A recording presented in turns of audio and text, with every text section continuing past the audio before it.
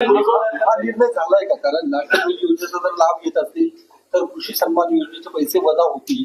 हा निर्णय झाला नाही, पण दोन्हीपैकी एक योजनेमध्ये त्यांनी सहभाग नोंदवावा अशी सर्वसाधारणपणे रोहित पवारांनी केलाय की हा सरकारने निर्णय घेऊ नये, घेतल्यास त्याला विरोध आमचा केला. नाही बघा, तो राजकीय विरोध आहे.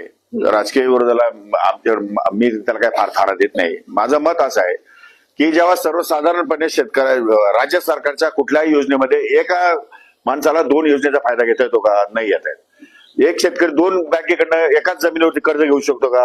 नाही घेऊ शकत. मग जे नियम इतरांना आहे तेच नियम महिलांना लागू होतील. त्यामुळे योजना असू त्या वेगवेगळ्या, पण तो निर्णय द्यायचा की नाही द्यायचा, मग शासनाला GR काढावा आहे स्पेशल की दोन योजनेचा फायदा महिला घेऊ शकतील. That is all, that's all. 2023 soybean आणि कापूस उत्पादक शेतकऱ्यांना आपण 4,193 कोटी रुपयांचं अनुदान दिलं होतं.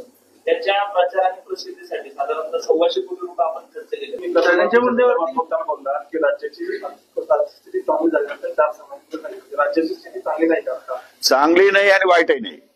शेवटी कसं आहे की आर्थिकदृष्ट्या या आमच्या महिला भगिनीमुळे तिजोरीवर जो थोडासा बोजा पडलेला आहे तो शेतकऱ्यांसाठी आम्हाला सरप्लस करता येत नाही. म्हणून जरा आम्ही मागे पुढे करतो आहोत आणि मागे पुढे करून त्यातून जरा थोडीशी उत्पन्नात वाढ झाली की आम्ही शेतकऱ्यांच्या बाबतीमध्ये माननीय मुख्यमंत्र्यांनी जाहीर केलेलं आहे.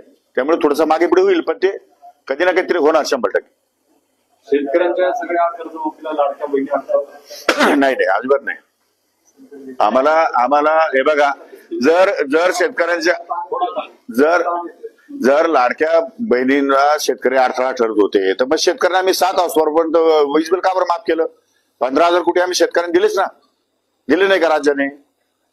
मग ठीक आहे, 40-42 कोटी रुपये आमच्या महिलांना पैसे मिळाले की कर्जमाफीचा निर्णय होईल. त्यामुळे असं काही नाहीये.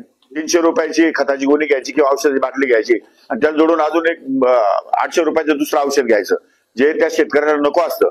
म्हणजे अशा प्रकारे जर कोणी लिंकिंग करत असेल तर त्याच्यावर कंट्रोल आम्हाला आणावं लागेल.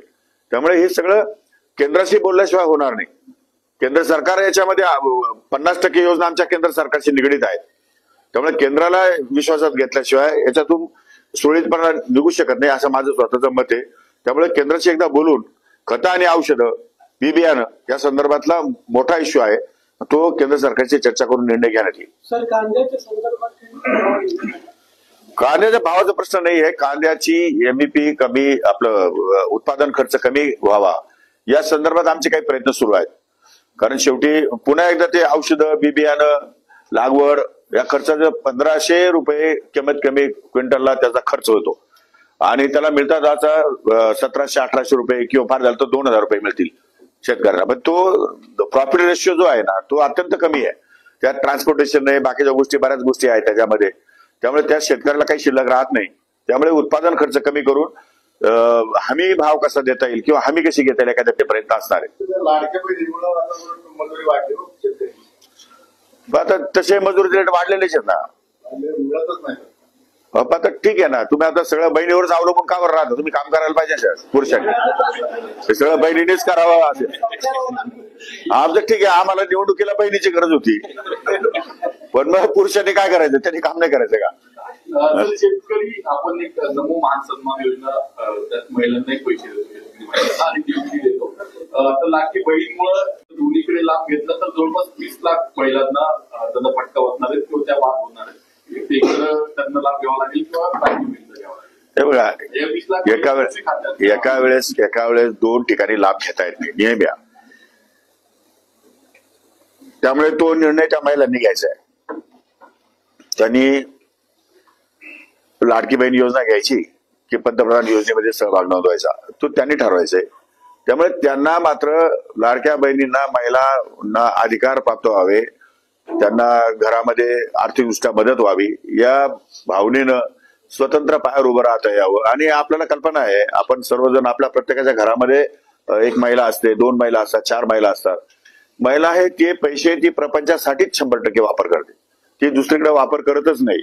लाडकी प्रपंचासाठी युज करणार, मुलाबाळांना काहीतरी देणार, डबे तरी देणार, बिस्किट तरी घेणार, काहीतरी ते घरामध्येच करणार ती. त्यामुळे हे पैसे योग्य स्थितीमध्ये चालले. आणि अलीकडे जो महिलांचं शोषण हा जो विषय होता तो हळूहळू कमी होत चाललाय. अलीकडे महिला स्वतंत्र झाल्या, स्वायत्तता मिळाली त्यांना. त्यामुळे शासनाचा त्यामध्ये फार मोठा सहभाग आहे. आणि येणाऱ्या 2029च्या निवडणुकीमध्ये महिला आरक्षणाचं बिल विधानसभा आणि लोकसभेला येणार आहे. त्यामुळे 33% महिला आता ऑलरेडी 30% 50% महिला लोकप्रतिनिधी म्हणून पुढे येणार आहेत. त्यामुळे हळूहळू तुम्ही सुधारून घ्या. हा एक आहे आणि आतापर्यंत साधारण 2600 कोटी रुपये अनुदान वाटप शेतकऱ्यांना झाले. बाकी त्यांचे आधार संमती पत्र आले नसल्यामुळे ते वाटप अजून झालेलं नाही. त्या उर्वरित निधीचं काय असे दोन बघा, ते ऑथेंटिक त्यांचं पेपर्स आल्याशिवाय त्यांना अनुदान मिळणार नाही. जोपर्यंत ते कशामुळे राहिले ते बघावं लागेल. त्यांचे पेपर्स अपूर्ण असतील तर मग त्यांना ते अनुदान मिळणार नाही. नंबर 1. आणि पहिला प्रश्न काय विचारला तुम्ही?